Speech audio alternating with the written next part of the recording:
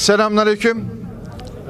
Muhterem basın mensubu arkadaşlar, muhterem Doğu Türkistanlı kardeşlerimiz. Hepimizin Ramazan-ı Şerifi mübarek olsun. Ramazan'ın son 10 gününe girdik. Cenab-ı Allah tuttuğumuz oruçları, dua ve ibadetleri kabul etsin. Amin.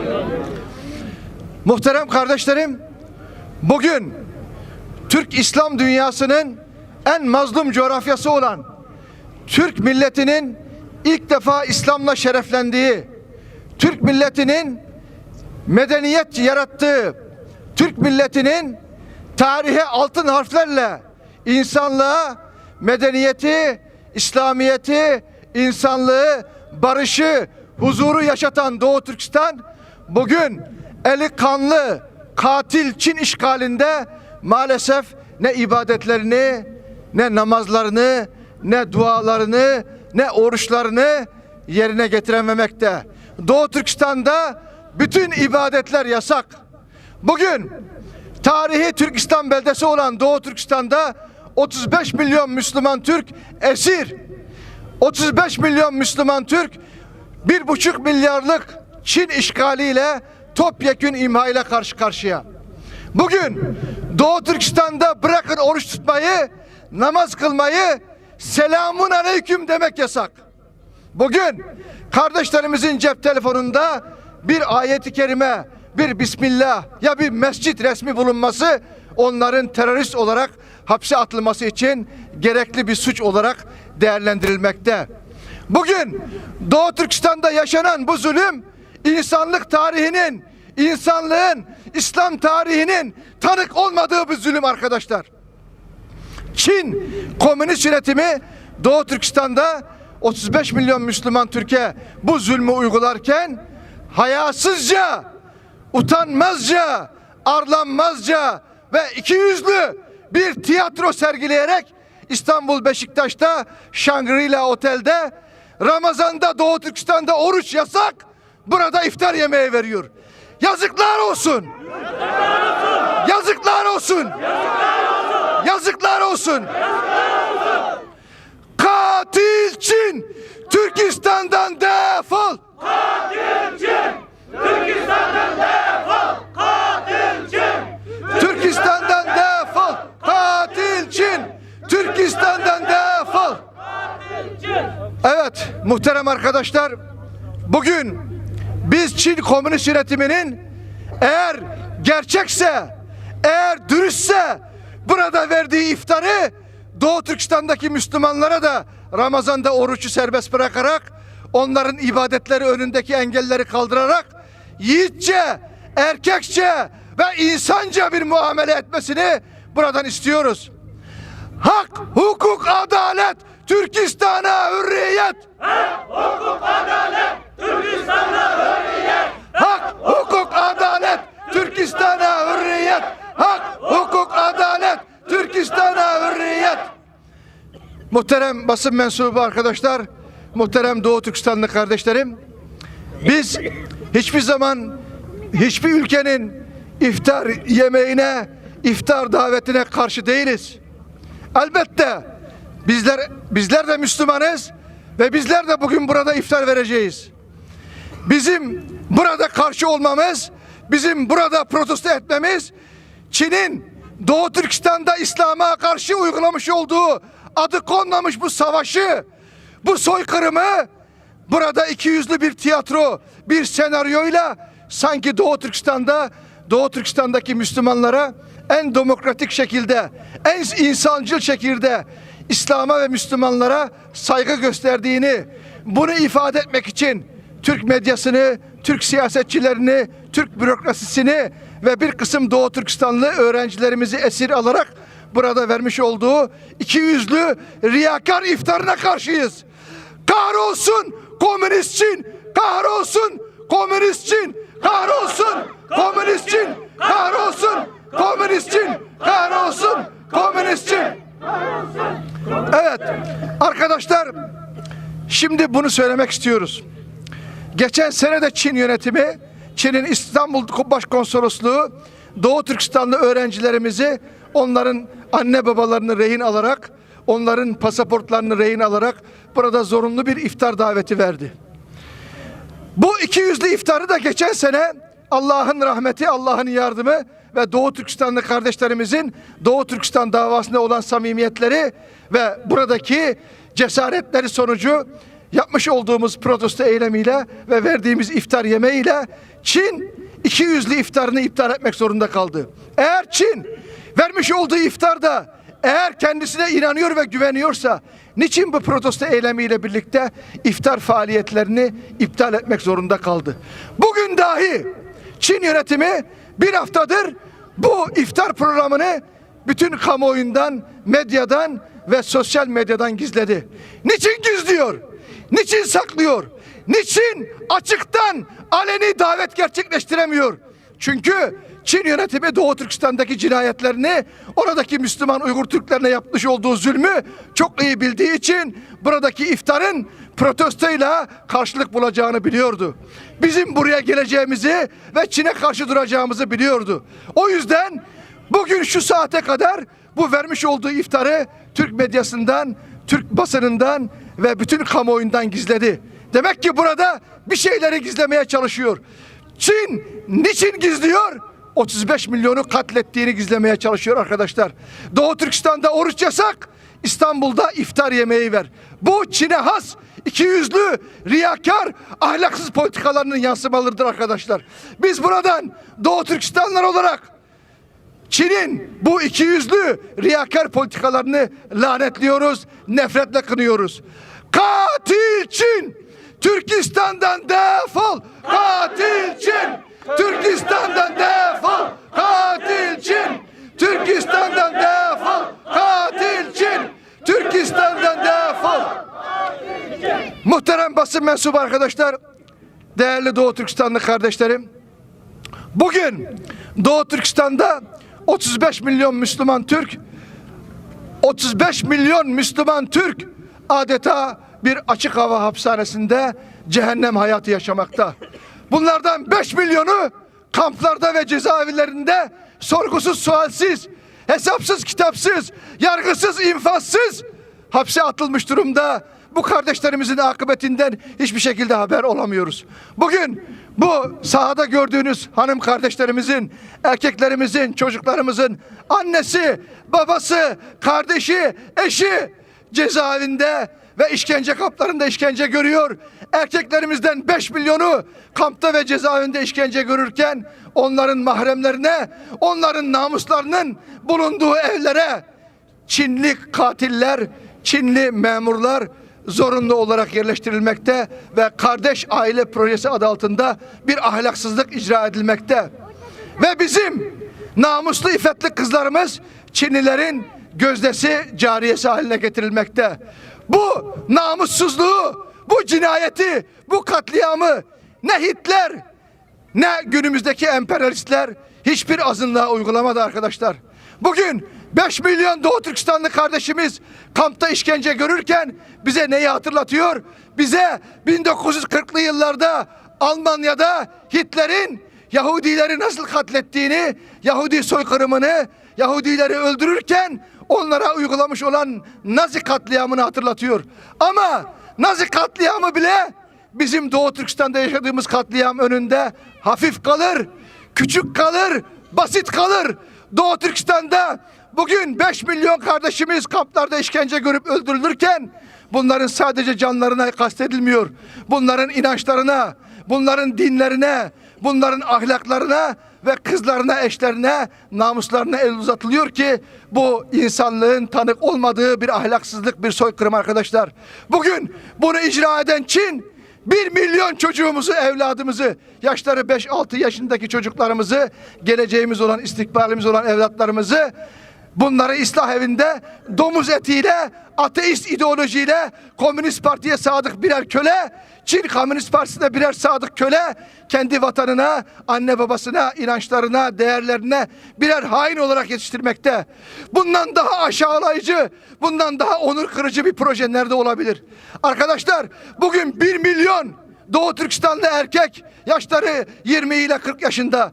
Bunlar kamptaki 5 milyon içinden seçilerek 1 milyon Doğu Türkistanlı erkek Çin'in iç bölgelerine, kamplara götürülmekte. Bunlar hangi akıbeti yaşıyor? Hayatta mı değil mi, bundan haber alamıyoruz. Bunları bize reva gören Çin, bugün 80 milyonluk Türkiye'de, 20 milyonluk İstanbul'da ve Fatih'in fethettiği İstanbul'da, İstanbul şehrinde yine insanlığın, Türk dünyasının ve İslam dünyasının gözüne bakarak bir ikiyüzlü hileyi, riyakar bir politika icra ederek burada bir iftar yemeği vereceğini zannediyor. Bunu lanetliyoruz. Doğu Türkistan'da oruç yasak, İstanbul'da iftar ver. Bunu lanetliyoruz. Kahrolsun komünist Çin, kahrolsun komünist Çin, kahrolsun komünist Çin, kahrolsun komünist Çin. Hürmetli Şarkı Türkistanlı kırındaşlar, bugün biz yana İstanbul'daki Beşiktaş'taki Şangri-La meyhanesi geldik. Bu kirişimiz bizning vatanimizga, milletimizga ve 35 milyon halkımızga burcumuz. Biz vatanimizga hech qanday ish qilmadik. Vatanimizdagi qarindoshlarımızning mustaqilligiga, uning jiniga, milliga, uning hayat mematligiga bo'layotgan qasdga qarshi hech qanday bir mas'uliyatimizni ado qilmadik. Chunki u yerga birish sharoitimiz yo'q. Alloh bizga o imkonni bermaglik. Ammo bugün Xitoy razilleri, Xitoy qotilleri, Xitoy sharmandalari vatanimizda qilayotgan bu numussuzlikni, bunu yoshirib İstanbul'a kelip İstanbul'da Türk siyasetçilerinin, Türk matbuatlarının, Türk ammasının közünü boyayman davatıdı. Biz bunun herkes yol koymayız.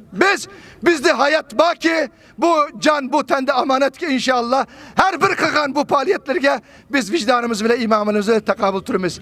Allah Teala bizge hazır muşu Xitay'nın ki sahtı işbidasını bikar çıkıgılı ya ki şu işbidakı karşı tuğulu şunun takabül tuğulu imkan biriptu. Biz Allah'ın tileyimiz ki bunda küçük işlemez. Emeli Allah için, vatan için, millet için Xitay'dan kısas alıdığın emeli işteki Allah Teala bizni müyesser kılsın. Kırındaşlar, bugün ben şunu demekçi ki Xitay vatandaki bu zulümlerini, bu hile mikir siyasetleri bilen hem Türk dünyasını hem İslam dünyasını aldırmakçı. Bunun yol koyamdık. Bunun yol koyamdık. Bunun yol koyamdık. Kırındaşlar, ben sizlerge rahmet etmem. Allah Teala sizlerden razı olsun. Ramazan'da bugün günde sizler Irak demey, muşu mesuliyetini ada kıgılı, hiç olmazsa bir kişilik burçumuzni, vicdani, milli ve imani burçumuzni ada kıgılı müşekkeldinler. Allah heminlerden razı olsun. Heminlerine rahmet etmem.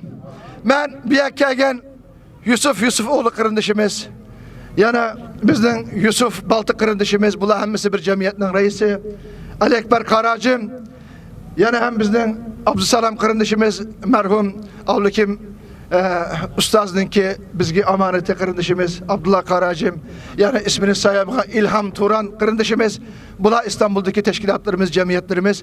Ben silahının namıldın, yani 35 milyon Şarkı Türkistanlık Uygur Müslümanları namıdın, muşu teşkilat rehberlerimizge ve aziz halkımızga, aziz milletimizge minnettarlığımı bildirmen. Hemen Allah razı olsun.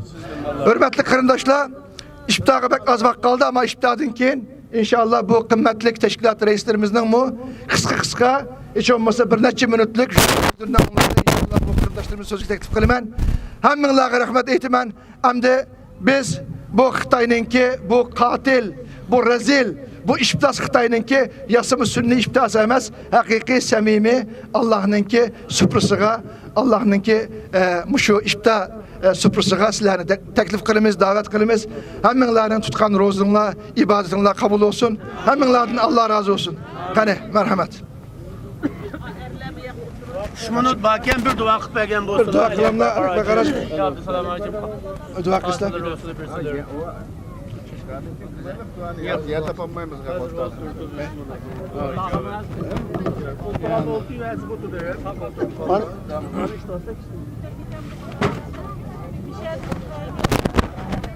مالك يوم الدين إياك نعبد وإياك نستعين اهدنا الصراط المستقيم صراط الذين أنعمت عليهم غير المغضوب عليهم ولا الضالين آمين والصلاة والسلام على أشرف الأنبياء والمرسلين وعلى آله وأصحابه أجمعين.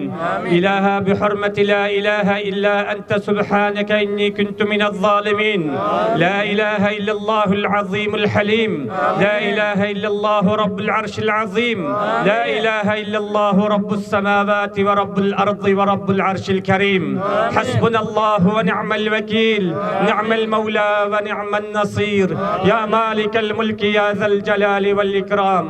اللهم إني أسألك وأتوجه إليك بنبيك محمد صلى الله عليه وسلم.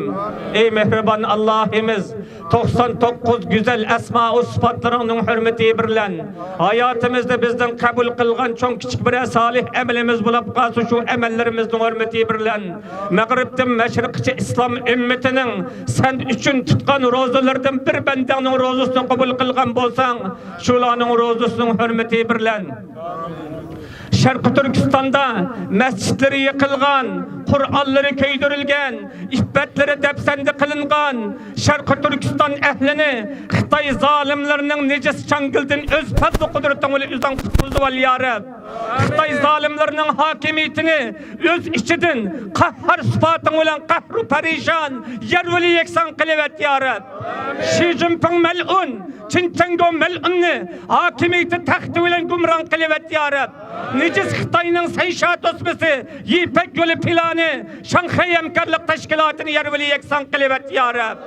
Necis Xitay bilen Mağrib bilen Meşrikçe bütün dünya diplomatları olan boğan münasebetlerini yerveli yeksan kılıvet ya Rab.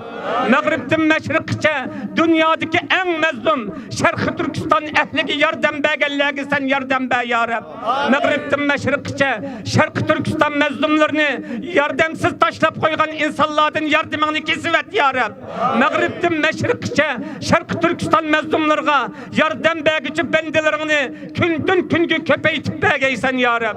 Xitay zalimleri Mağrib'den Meşrikçe barlık zalimlerinin zulmedin birbirinden ayrılıp ketküçü aillerini, ayallarını, sebilerini, ata-analarını, karındaşlarının aillerini cemkip begeysen ya Rab. Mağrib'den Meşrikçe ya Rabbi İslam ümmetinin üstüge afet boğan barlık zalimlerini yerveli yeksan kılıvet ya Rab. Mağrib'den Meşrikçe İslam ümmetinin çok küçük mesullerini, padişahlarını, valilerini, hakimlerini adaletten olan ıslah kıbbegeysen ya Rab. Aramızdan üzen tallap Şarkı Türkistan cihadının fatihini çıkarıp be ya Rab. Şu Xitay zalimlerinin aldıda izzeti, hürmeti, gururu, imanı defsendi kılıngan bu kaviminin ya Rab izzet hürmetini, kalbin nüsretini kaytırıp be ya Rab. Tanrı tağlarımızda senin avazın bilen tarım kumluklarda tekbir sadaları bilen dininin avazını yangratışını nasip kılgaysan ya Rab. Hemmimizden tutkan rozalarımızda kabul kılgaysan ya Rab. Ramazan-ı mübarekte zikir tesbihlerimizni, dualarımızı köpeytip begeysen. Ramazan-ı mübarekte min aydın yakşı boğan Leyletil Kadri keçisten bizni mehrum koymagaysan ya Rab. Bu yılımızda bizden ümmeti İslami'nin, Türkistan halkının kutuluş, Xitay zalimlerinin gumran buluş, yerveli yeksan buluş yılı kılıvet geysen ya Rab. Allahümme inna nes'elüke min hayri ma se'eleke minhu nebiyyüke Muhammedun sallallahu aleyhi ve sellem ve na'udhu bike min şerri ma esta'azeke minhu nebiyyüke Muhammedun sallallahu aleyhi ve sellem ve entel musta'anu aleykel belag la havle ve la kuvvete illa billahil aliyyil azim ve sallallahu ala seyyidina Muhammed ve ala alihi ve sahbihi ecma'in ya erhamer rahimin. Allah razı olsun.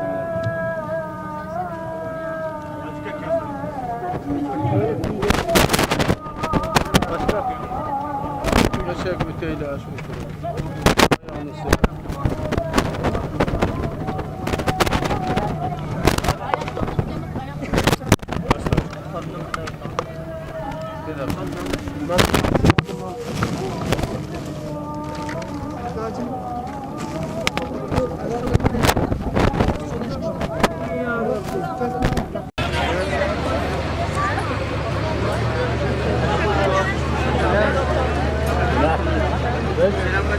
Şurada var.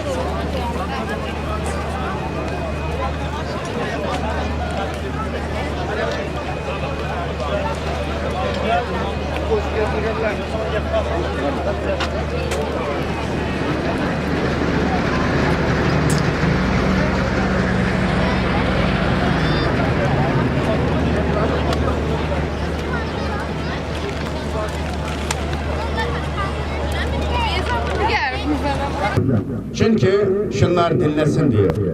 Türk kamuoyu öğrensin diye.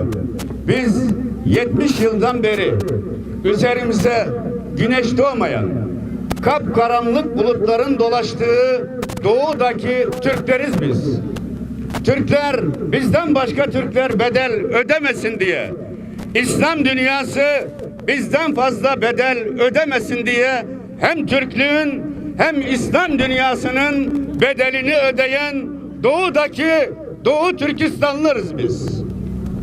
Bizler Türk dünyasının 2 kere şereflendiği Atayurt, Abdülkerim, Saltık Buğra Hanların, Kaşgarlı Mahmutların, Yusuf Has Haciplerin bedel ödeyen torunlarıyız biz.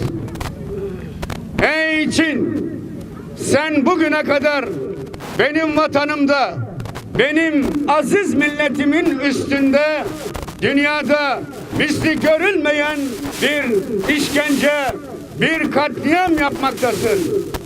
Bugün benim vatanımda ezanları yasaklarken, dini, imanı yasaklarken, bacılarımın, kardeşlerimin namus ve iffetlerine göz dikerken, dünya kamuoyunun gözünü boyamak için bugün güzel şehrimiz İstanbul'da zoraki benim kardeşlerime iftar yemeği veriyorsun.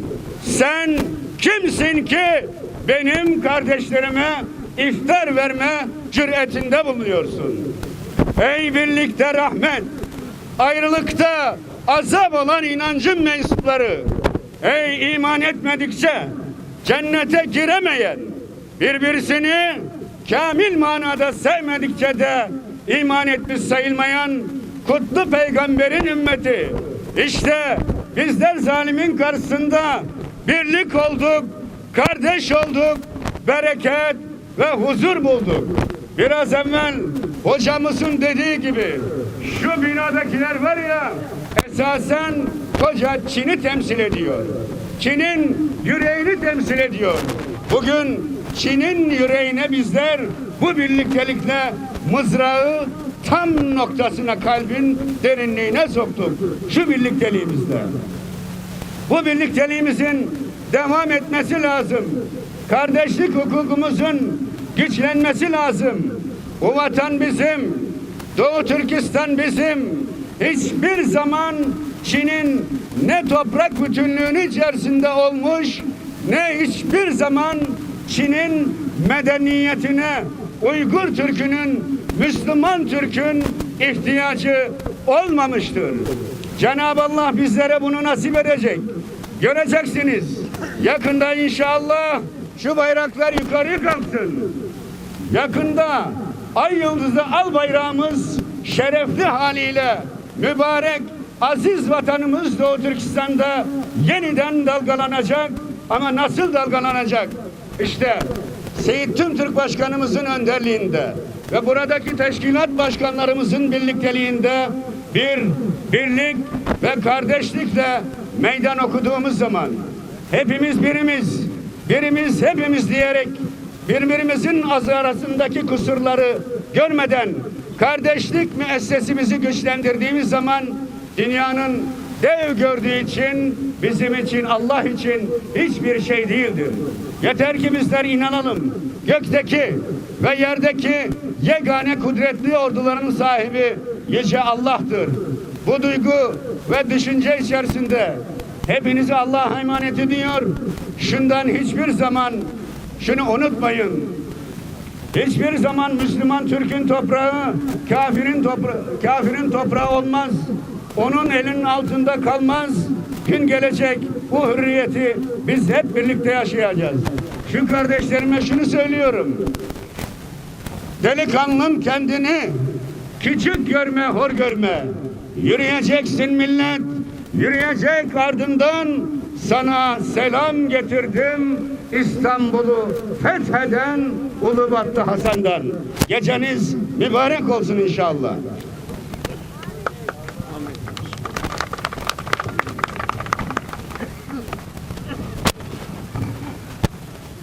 Esselamu Aleyküm ve Rahmetullahi ve Berekatuhu.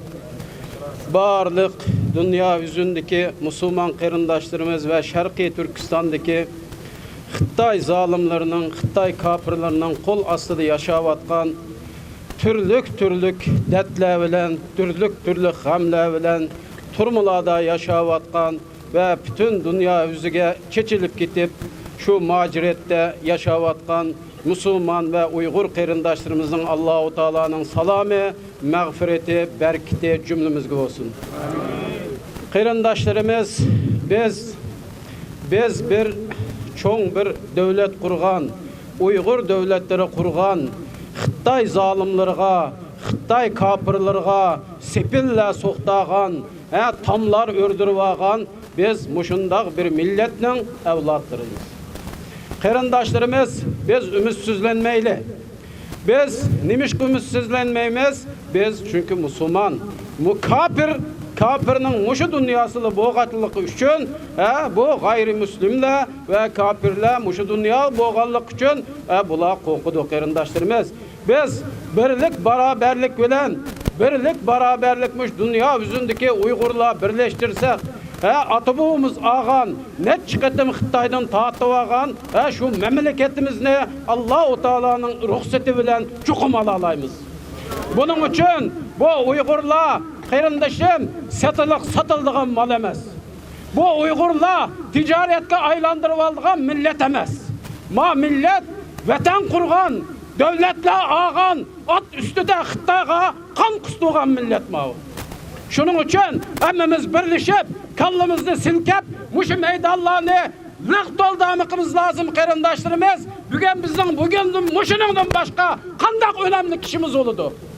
Toylarımız olsun mu, nezirlerimiz olsun mu taşlap geldiğin eşeğe kırındaşlarımız. Bizim aşılogaydı da yatıvatkan, turmunu da yatıvatkan, anılarımız, dadıllarımız, kırındaşlarımızı turmuğu solap koyup, bizden açıllarımızdan, sığınırlarımızda Xitay'ın muşluk akşilerine girip kalsa muşap kaysanlı turalayısın. Toy kılalamsın, başka yerde şıpta kılalamsın, üyanlarda şıpta kılalamsın, duranmaysın. Şunun için kırındaşlarımız kallımızı silkeyimiz, birleşilik vaktimiz. Bizden başka millet bizden vatanımızda öpemeydi. Bunu unutmayla. Hazır bizde muşturak var. Ticaretke aylandırıverip, kassap, goş derdi de, Uygurlar can derdi de kaldı kırındaşlarım. Şunun için Uygurlar kallımızı silkeyle, birlik beraberlikte iş kılayla, münafıklarımız mı Allah-u Teala insaf versin, münafık mı, hain mi, Xitay zalimleri vapa kılmaydı bunu bileyle. Şunun için bizim birleşilik vaktimiz, bizim tanışılık müslümümüz yok, dinimiz bir, dinimiz İslam, vatanımız Doğu Türkistan, Şarkı Türkistan, milletimiz Uygur kırındaşlarımız.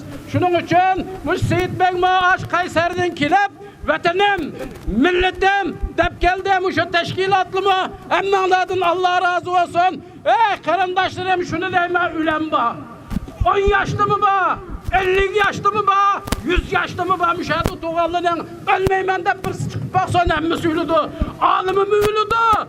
Zalim mi ülüdü? Kallımızı silkeyle vatanımız bizden mustakil bombağı çap bizden derdimiz tügemeydi. Ya ülem ya vatan. Esselamu Aleyküm ve Rahmetullah. Tekbir! Tekbir! Esselamu Aleyküm ve Rahmetullahi ve Berekatuhu. Şarkı Türkistan'ın o türek yigit kızları. Şarkı Türkistan'da ata-anamız ne? Ağaç sınırlarımız ne? Biz tasavvur kılamaydıgan derecede zulümga maruz koydu bu zalimler. Bu Xitay vatanimizde insaniyet bo'lib, adam yaratilib bugünge kadar hiçbir insan yaşamagan zulümni Xitoy bizga yaşatadi. Shuning uchun biz meydanda turgan ve bu meydanın kilenmegen barliq Sharqiy Turkistonlikning birdan-bir vazifasi var. Fakat birla vazifasi var. Nima o vazifa deganimizda, o vazifamiz her qandaq hareketimizni Xitoyga qarshi qilish. Bir-birimiz bilan salomlashgandami Xitoyning dushmanligimizdan bir-biriga tavsiya qilib. Aşı düşmanni yo'qotishga o'zaro plan tuzishib, o'zaro maslahatlashib. Aşı düşmanni yer yuzidan yo'qotish uchun Yüce Allah'ımızga dua qilgan vaqtimizda, to'g'ri. Ey Allah, bizni aşı zalimni yo'qotmagin deb dua qilsak, albatta Allah shunga qodir. Albatta aşı yaratgan egam bir tane chivin bilan 1,5 milyar Xitoyni yo'q qilishga albatta qodir. Bir tamchi suv bilan aşı Xitoyni yo'q qilishga albatta qodir. Lekin aşı Allah o zalimni yo'qotgan vaqtida biz nada bo'lamiz. Asli bizga biz Sharqiy Turkistonlik muhojiratga Sharqiy Turkistonlikqa muhim bo'lgan narsa bu. Allah bu zalimni zodi yo'qotdi. Allah bu zalimni cho'qim %100 aşı osmonda ay bo'lgan bo'lsa qandaq, mavi dengizda suv bo'lgan bo'lsa qandaq. Shundaq bir haqiqat borki, bu zulm hech qachon mangu davomlashmaydi. Mayli o zalim Müslüman bo'lsin, mayli boshqa dindiga bo'lsin. Zalim zulmini davomlashtirolmaydi. Bu ilahiy bir qonun. Undaq bo'lgan ekan, bu zulm madamiki yo'q bo'ladi ekan, biz Sharqiy Turkistonliklarning vazifasi shu zulmni yo'q qiladigan bir shaxs, bir nafar, bir askar, bir fidoi bo'lish. Aksi taqdirda biz Allohning oldida qor yuz qopimiz qarindoshlar. Biz Sharqiy Turkistonni ey Allah bizning qo'limiz bilan qutqarsangiz qil deb duo qilaylik. Amin. Ey Allah, shu zalimni bizning qo'limiz bilan yo'qotgin ya Rabbim deb duo qilaylik. Allah shunga albatta qodir. Robbil alamin Bedir urushini eslab bakinglar. 300 askarga qarshi 1000 askardi. Shu urushlar davom etdi. Mu'taga kelgan vaqtingizda 3000 askarga qarshi 300 ming askar. Yaqinlashtiraylik tarixni. Türkiye'ninki qo'lga kelgan vaqti 1071. Qancha askari qarshi qancha askar? 10 ming askar va 20 ming askardan çok. Qarshısında 400 ming askar. Allah shu azg'ina musulmon qo'shini bilan shu Türk'üm qo'shinlarni yo'q qilgan. Bundan keyin albatta yo'q qiladi. Shuning uchun bizning umidimiz yo'qolmasin. Shuning uchun o 1,5 milyard Xitoyni biz qanday qo'rqitib bo'lamiz emas. Shu 1,5 milyard Xitoyni yo'qotg'ili Allohga duo qilaylik. Bizni shuningga muyassar qilsin. Bizni shu sharafli xizmat bilan xizmatlantirsin. Ki biz insonlik vazifamizni ado qilgan bo'laylik. Shunday qiladiganligimizda bir musulmonlik vazifasini ado qilgan bo'laylik. Shunday qiladigan vaqtimizda shu Xitoyni topyakun vatanimizni qo'g'lab chiqarib, shu vatanimizda Sharqiy Turkistonning mustaqilligini qo'lga keltiradigan vaqtimizda ana shu vaqtda biz hem Allohning oldida yüzümüz ak bo'ladi, hem Allohning oldida javob bera olamiz. Bizga tushgan vazifani ado qilgan bo'lamiz. Hem tarixning oldida biz satqin, xoin bo'lmaymiz. Aksi taqdirda aqlimizga kelganda, tushimizga kirib qolganda vatan da'vosi qilib qo'yib, undan keyin o'zimizning shaxsiy ishi, dunyo hayoti bilan bo'lib ketsak, Allohning oldida qor yuzib qolamiz.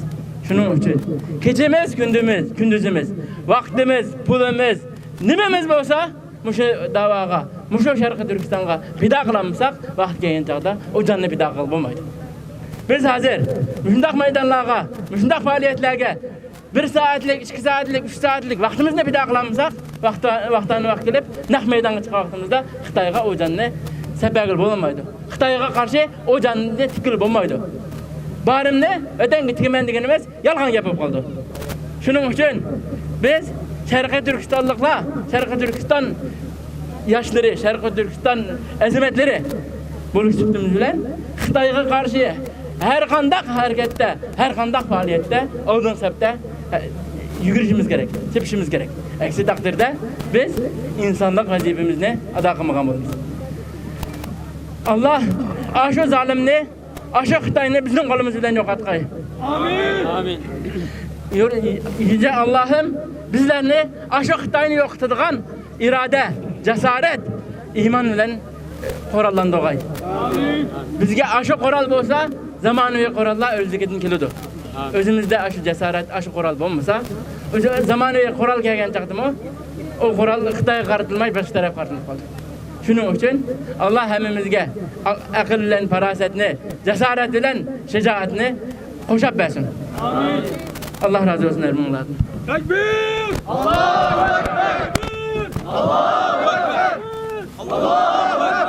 Muhterem hemşerilerimiz,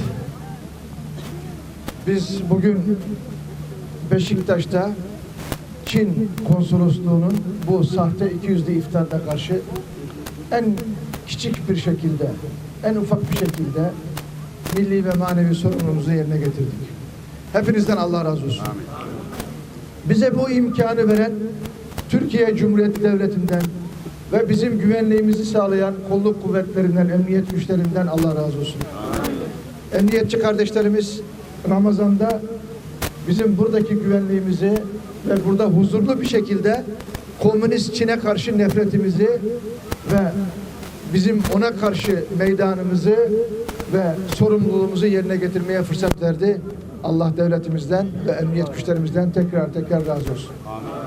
Ben sizlere bu eylemimizin başından sonuna kadar bizim prensiplerimize ve kaidelerimize uygun bir şekilde, Müslüman Türk'ün töresine yakışır bir şekilde, en ufak bir taşkınlık yapmadan, güvenlik güçlerimize de sıkıntı oluşturmadan sorumluluğumuzu yerine getirdiğiniz için bir Doğu Türkistanlı olarak şükranlarımı ve teşekkürlerimi size de arz ediyorum. Sizlerden de Allah razı olsun kardeşlerim. Şimdi bizim buradaki eylemimiz bitti. Yukarıda kardeşlerimiz, dernek başkanlarımız hepsi tek tek söylediler. Hepsinden Allah razı olsun. Burada küçük bir mesuliyeti yerine getiremeyen milletimize, Doğu Türkistan'daki soydaşlarımıza, dindaşlarımıza karşı büyük cihatta hiçbir sorumluluğu yerine getiremez.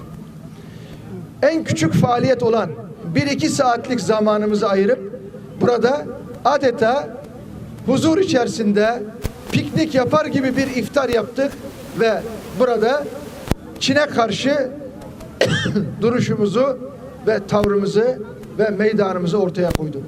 Bunu yapamayan, açık söylüyorum, Çin'e karşı hiçbir şey yapamaz. Biraz önce Abdüsselam kardeşim söyledi. Kesinlikle katılıyorum. Vatan bağımsız Doğu Türkistan bedel ister. Bu küçük bedeli ödeyemeyenler asla canından, malından vazgeçemez. Allah buraya gelen kardeşlerimizdeki bu fedakarlığı diğer kardeşlerimize de nasip etsin. Amin. İnşallah bizim cezaevinde, kampta bizden umut bekleyen kardeşlerimizin umudunu Cenab-ı Allah yerde koymasın. Amin. Onların umudu bir Allah, bir de dışarıdaki Doğu Türkistanlı kardeşlerimiz. Bizden umut bekliyor, bizden yardım bekliyorsa onların umuduna layık bir Müslüman gibi, bir Türk gibi, bir Doğu Türkistanlı gibi hepimize Cenab-ı Allah sorumluluğumuzu idrak etmeyi nasip etsin. Amin. Ben Türkiye Cumhuriyeti Devleti'nin muktedir, güçlü lider olma özelliğini Cenab-ı Allah'ın bu ülkeye, bu millete, bu devlete bahşetmesini ve dünyadaki bu adaletsizliklere, bu zulümlere son vermesini Cenab-ı Allah'tan diliyorum. Hepinizi saygıyla selamlıyorum. Benim 2 saat sonra uçağım kalkacak. Şimdi sizlerden müsaade isteyip havaalanına doğru hareket edeceğim. Ali Ekber Karacım başta, Yusuf Yusufoğlu, Yusuf Balta, Abdüsselam Teklimekan ve diğer İlhan Turanlı gibi dernek başkanı kardeşlerimize de tekrar teşekkür ederken çarşamba günü Zeytinburnu'nda Yusuf Yusufoğlu kardeşimizin Büyük Türkistanlar Derneği'nin iftar yemeği varmış. Bütün Türkistanlı kardeşlerimizi de Yusuf kardeşimizin iftarına davet ediyoruz. Orada bekliyoruz. İnşallah ben de fırsat bulursam gelmeye çalışacağım. Hepiniz huzur içerisinde sükunetle geldiğiniz gibi dağılmanızı istiyorum. En ufak bir taşkınlık, bir slogan olmasın. Biz zaten diyeceğimizi dedik. Nefretimizi, gazabımızı ve Çin'e karşı bütün söylenecekleri söyledik. Buradan hepimiz sükunetle dağılalım. Allah razı olsun arkadaşlar. Afgan bunu görmez. Ben Facebook'ta gördüm, WhatsApp'ta gördüm. Kalan hizmetlerinizi Allah bütün Uygur halkının siladek, fidakar, siladek, cesaretlik buruşunu Allah Teala nasip kılsın. Siladım, fakirlendim. Allah Küçük kuvvet ata kısım fikam. Köp rahmet. Allah razı olsun. Allah razı olsun fikam. Allah Taala'm sizdek barlık teşkilat başlıkları bolsun, cemaat başlıkları bolsun. Barlık Uygur halkı olsun, bir Uygun işçide Xitay zalim karşı tuğul niskusun. Allah razı olsun Allah başkanım. razı olsun. Allah razı olsun. Köp rahmet. Bak.